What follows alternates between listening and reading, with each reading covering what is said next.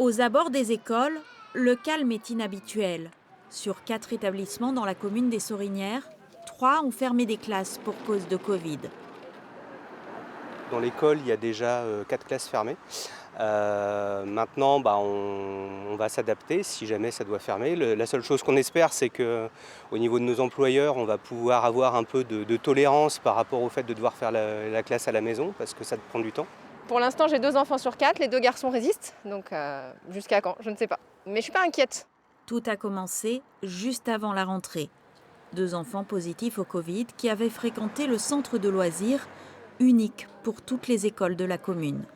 Et depuis vendredi, les détections se multiplient. Chaque jour, de nouvelles classes renvoient tous leurs élèves à la maison.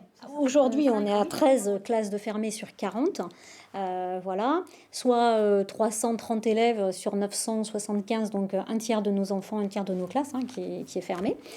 Et l'effet boule de neige, au départ, c'était surtout les maternelles, ça s'est propagé sur les élémentaires parce que c'est des fratries, parce qu'ils se croisent au foot ou autre, voilà.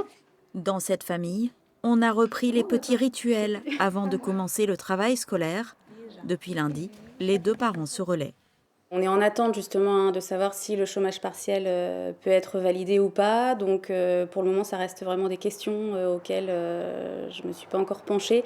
Là, nous, c'était vraiment dans l'urgence trouver des solutions. Et puis, il y a l'organisation, mais il y a aussi rassurer nos enfants parce que ça reste quand même le Covid. Et puis, il faut se faire tester, c'est pas agréable.